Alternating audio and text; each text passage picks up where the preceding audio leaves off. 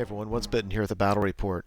So yesterday I was able to get in a game using my beast herds versus an Empire of Sonnstahl army. So if you're an old Warhammer Fantasy player, this is equivalent to Beastmen versus Empire, obviously. It's 2,500 points. If you recognize the models, that's because I own both of these armies. The guy I'm playing against, he's a local store owner, and he's got a gaming club that plays regularly at his store. And when Age of Sigmar came out, all of them sold all of their armies, and he's got nothing to play with. So I introduced Ninth Age to him. We've been playing, and now he's got to build up an army from scratch, which just sucks. Yeah. So anyway, he's using my models until that happens. So now that we've played a few games with Ninth Age, we're starting to incorporate more of the guidelines. So instead of just playing battle line every time, this time we rolled it up and we're playing a diagonal deployment.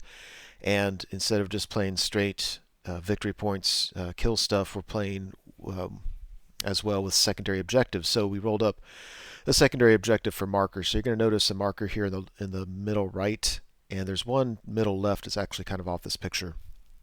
And you get 10% of your points, so 250 points for having a unit with a banner within 6 inches of that at the end of the game. So one thing I was doing here is I grabbed a list off of the Ninth Age forums in the Beast Herds section. There's a whole thread just on lists, and this is one that I thought matched kind of my style of play, and I like the idea of playtesting what other people do, and plus it saves me some time from creating a list. So this is, I assume you pronounce it Shilat's list. They called it Anvil and Hammer, and I think this list design does a really good job of taking advantage of the way that Beastmen ambush. So let's go over the list, starting on the right-hand side. He's got a cannon up there on the hill. Then he's got a unit of 10 knights. I think these are just vanilla. To the left of them, he's got some Imperial Guard. Those used to be great swords, but now they don't necessarily have their great swords. They just have kind of good swords. Actually, they have halberds. And in there, of course, he has a warrior priest. And then next to them, he's got, it's called heavy infantry, then halberds. Basically, light infantry are like crossbows and handgunners. Heavy infantry are your combat troops. So he's got a horde of halberdiers. He's upgraded them to veterans. So for I think it's 1 point each, you get weapons. You get +1 weapon skill, +1 initiative, and he has a warrior priest in there as well. Now the Imperial Guard, by the way, the great swords used to be stubborn. They're not stubborn anymore. But what he does have, he's behind that. He's got several bunkers. He's got a 10 archer bunker and then a couple 5-man archer units. In the 10-man archer bunker, he's got a general, a BSB, a level 4 of light, level 1 of light. The general can give 2 orders at the beginning of every phase. And so one of them is he can give a unit within 12 inches the cold-blooded rule, which is, it's not as good as stubborn, but it's pretty sweet. And the fact that he can just give it out without having to even roll for it, yeah, it makes it really powerful. So they have warrior priests that give auto hatred. He's got a general that gives auto fight in extra ranks, or auto cold blooded, or auto +2 I think ballistic skill. I mean, yeah, I don't. Yeah, so that's what he's got. You can see the steam tank, and then a unit of demigriffs. These unit has a banner: no musician, no champion. So what this list is designed around is having 2 rock hard units in front of the opponent, daring him to come fight, like come get me, and then just everything ambushing, everything coming off the side of the board. So basically, we have 2 units of longhorns, which are the old bestigors, and 1 unit has halberds, the other one has great weapons. Now, I'm really biased towards halberds, but the list had it that way, and I wanted to give it a chance. So the halberd unit I put in horde formation because I figured they might be alive long enough to swing back with all those attacks. I gave them the Foulhide Totem. That's a bound spell, power level 3, that if it goes off gives them +1 armor save and -1 to hit. So it's pretty decent in combat. So they have a 4-up armor and again -1 to hit.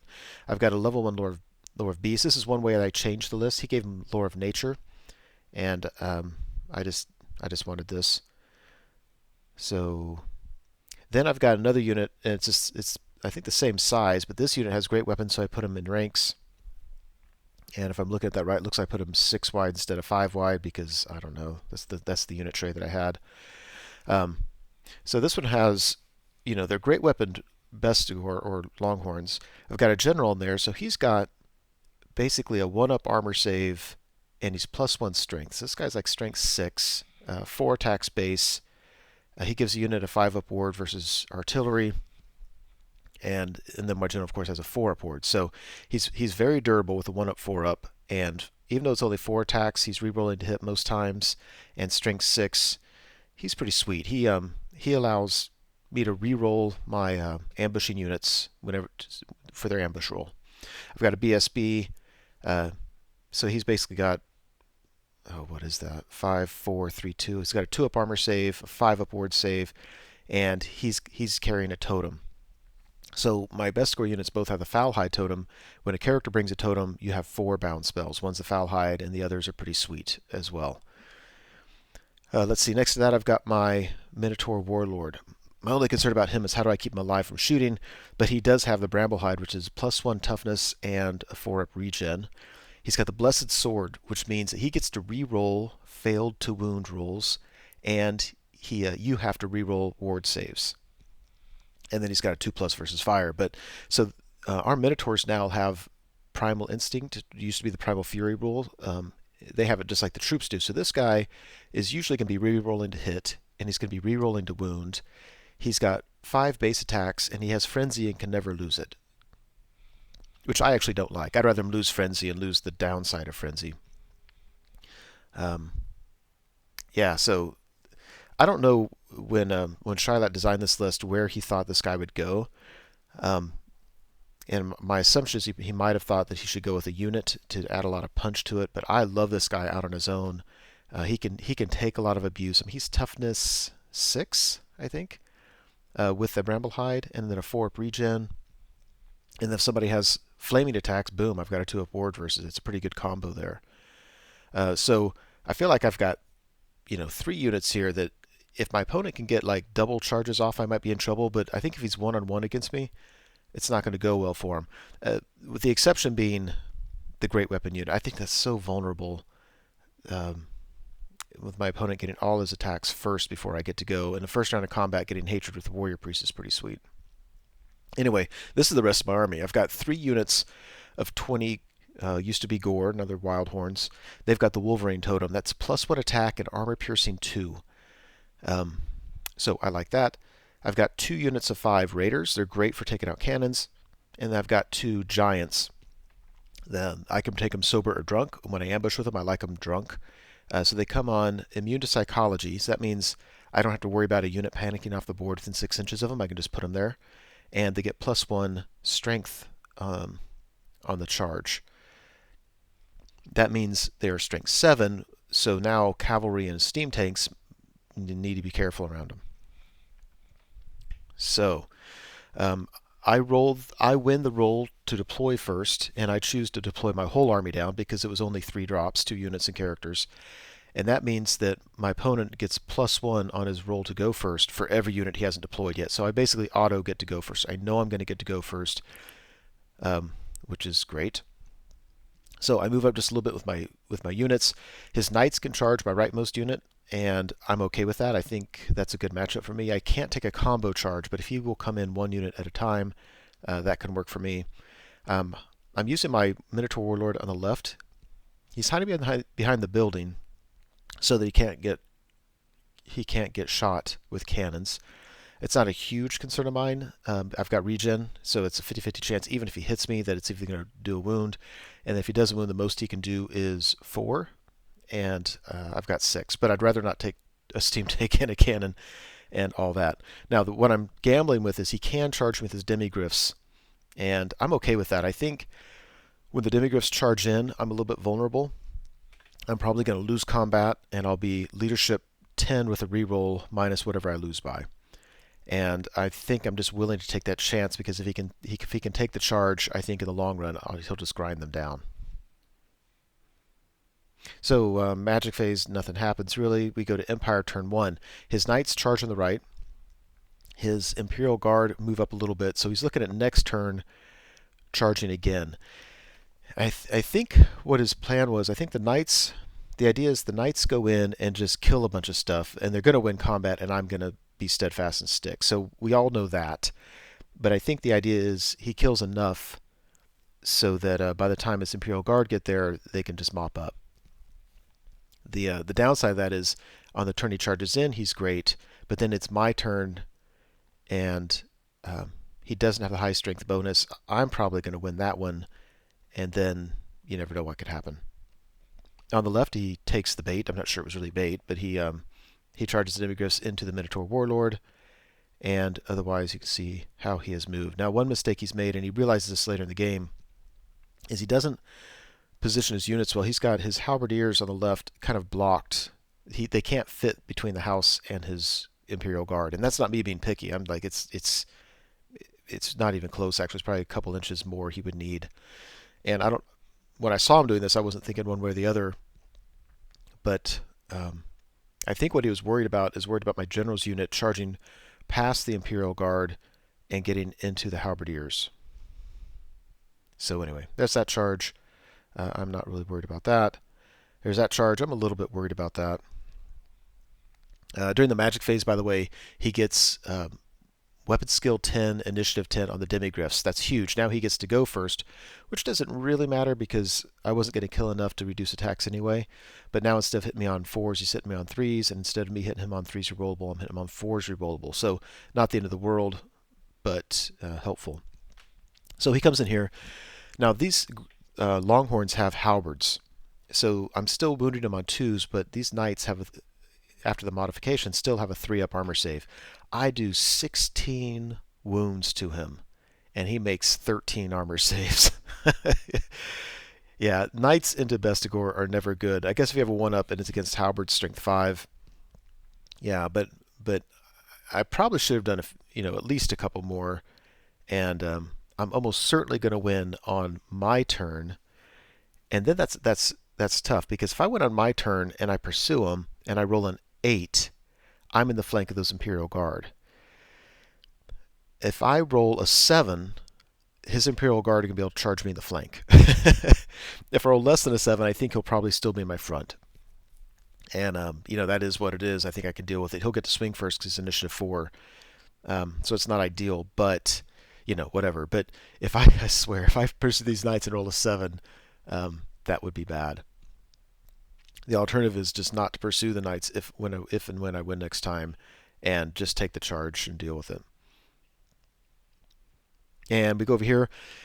He rolls like crap. He's hitting me on 3s, and he still misses almost all of them.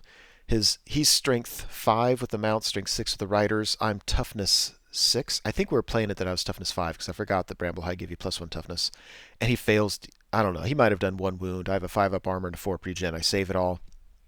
I have 6 attacks re-rolling to hit, and I get 5 hits. And then I'm wounding on 2s, re-rolling failed rolls to wound. I get 5 wounds. He's got a 4-up armor save. He makes all of them. Damn it. So he wins by a charge and a banner. I'm at leadership 8 re-rollable, and I stick. We go to Beastman turn 2. I need a 3-up re-rollable to bring on each unit, and 3 units don't make the roll. This happened the last time I played this guy. Like, damn it. Like, darn it. I think for ambush to work, you need to overwhelm him. You can't allow him. You can't bring in just a couple units and allow him to deal with them, and then bring on more units and allow him to deal with them. You've got to come en masse and overwhelm him. And these units by themselves, the Wildhorn units, they're not that great. They're leadership 7. They're okay. Anyway, but my Raider units came on. He only had 1 good target for them, and so I put them like this. They basically came on in a conga line formation that I just reformed. I could have got this anyway, I think, in a number of ways. I just wanted to make sure they were 6 inches apart, and I wanted both of them to be able to charge the cannon in case he grape shots one of them or something like that. I think now I've forced his hand. Now he just has to shoot at something else because it doesn't matter if he kills one of these units. Otherwise, you can see some Longhorns came on, and as well as a giant. So he's going to have a steam tank and a cannon be able to shoot at the giant, which means because I don't have 2 giants on the board, he's going to kill 1 and then bring the other giant on, and his steam tank can try to handle him. So I'm just really kind of miffed about that. He's got redirecting units, so he with just 1 unit, he's going to be able to redirect me. But yeah, whatever. It's still pressure in his backyard. So let's see. We're still finding out on the right. On the left, I actually back up a little bit with my general. I don't like that unit with great weapons. They're good against cavalry, but against hordes of infantry, I don't like them one bit. Let's see. There, I do something next turn I wish I would have done this turn, but it just didn't occur to me at this point. You'll see what I do. There's that. So over here after combat, yeah, he still has weapon. He's the weapon skill 10, initiative 10. He still can't get a wound by me. 5 up, 4 up is working for me. Again, I do 5 or 6 wounds to him, and he makes every armor save but one. Like these guys, it's crazy. They need with my strength modifier, they need a 4 up. Surely you can roll 1s, 2s, and 3s half the time, and the answer is no. And quit calling me Shirley because they're just going to save everything.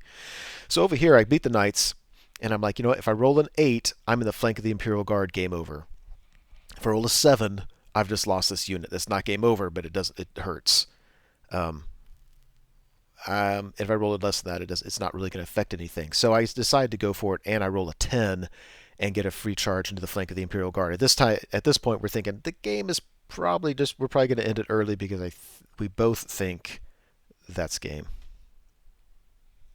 We go to Empire turn 2.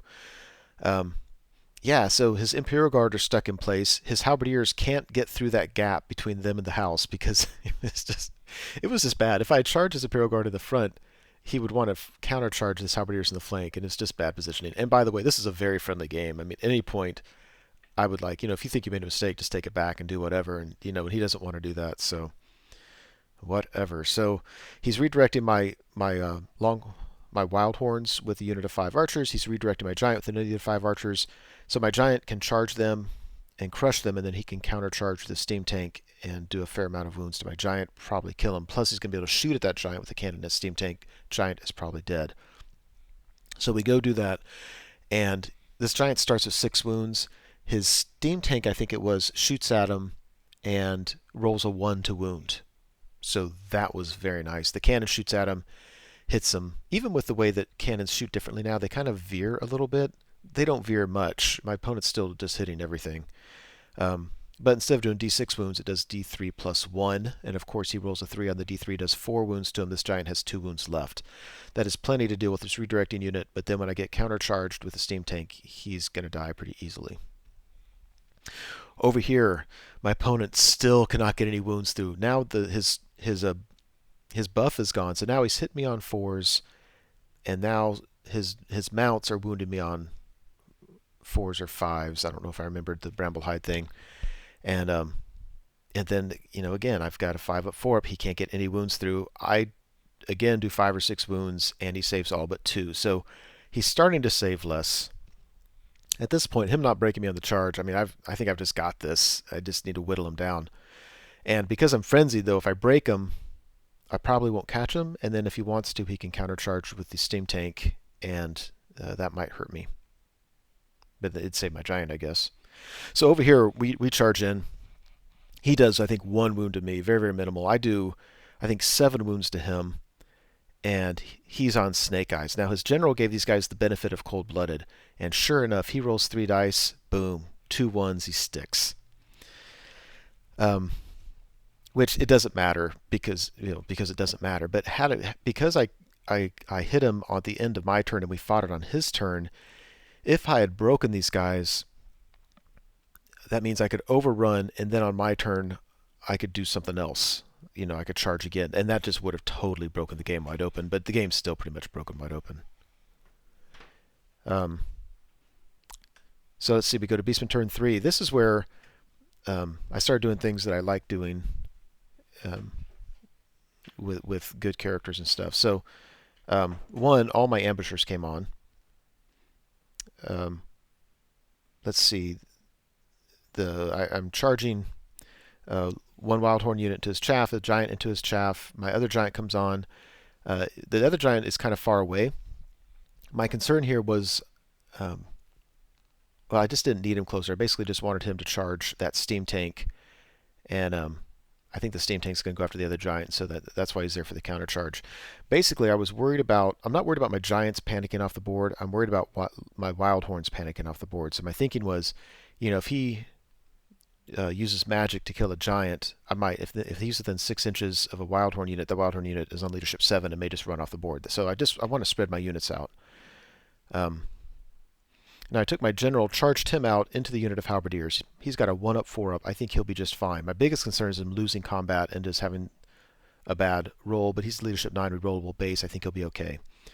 Down the left, I took my Bestigor unit with great weapons. They are cavalry handlers, so I'm like, let's use them for cavalry. So they reform, they step towards the demigryphs, and I think the Minotaur Warlord just continue holding them up, and then I can countercharge and wipe them off the face of the planet. The other unit of Wildhorns came on, and I didn't need them in the mix. They were getting too close to other things. I didn't want things panicking. So I brought them on way over here to the left where they can get 250 points for that scenario objective. And then, you got to be kidding me. So my Minotaur Warlord again does 5 or 6 wounds to these guys. He makes all the saves except 1. He takes 1 wound. And these guys do 1 wound to him back. And they win by 1. Now I'm on a leadership 8 rerollable because the general is outside of the standard of discipline. I didn't say that before. Standard of discipline's on this unit. And he fails it, and they run down the Minotaur Warlord and get the charge to these guys. Really? Okay. All right. It doesn't matter. These guys are going to win that in the long run. I'd still. Minotaur Warlord goes in there. I think he wins combat, actually. They couldn't do any wounds to me. I had a charge, and I think I did 3 or 4 wounds. We're good. The Wildhorn unit easily beat the chaff, overran into his 10-man bunker unit with 2 mages and BSB in general, and then the Bestigor, or the Longhorns, run down the Imperial Guard. So with that happening, we just called it. I was playing the store owner, and it was actually Black Friday, so if you're not from the United States, it's the day after Thanksgiving. It's the biggest shopping day of the year, and he was actually, even though we only played a few turns, most of my time was spent sitting there while he was dealing with customers and stuff. So we thought it was a good time to just end it because the beast herds were just going to mop the table with them. I think I get the demigryphs. I think his steam tank kills a giant. I think my other giant charges in. If I can on my giant attacks, if I roll a 2 or a 3, that means that the tank is going to take 2d6 wounds with no armor save, and it'll either kill him or at least cripple him, and I think I can kill it by the end of the game, and all his other units are toast. But anyway, so it swung heavily. I think my opponent thinks he made a lot of mistakes. I think he certainly made some mistakes. I think this is, he just needs to get used to playing against ambush.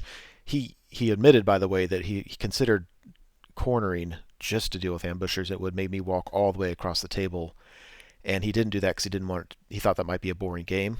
And I think that's something as an ambushing army we have to consider, as people could do something like that, and we have to make sure we have answers for it. So anyway, that's it. Hope you enjoyed it. Once bitten here. Thank you so much for watching the video. I truly hope you enjoyed it. As you know, YouTube has a variety of functions you can use to interact with videos such as this. You can like or comment on the video, you can favorite it, you can share it, and of course you can subscribe to the channel. And I encourage you to do any or all of those things as a way of interacting between viewer and producer. As always, I appreciate your patronage on the channel and wish you all the best.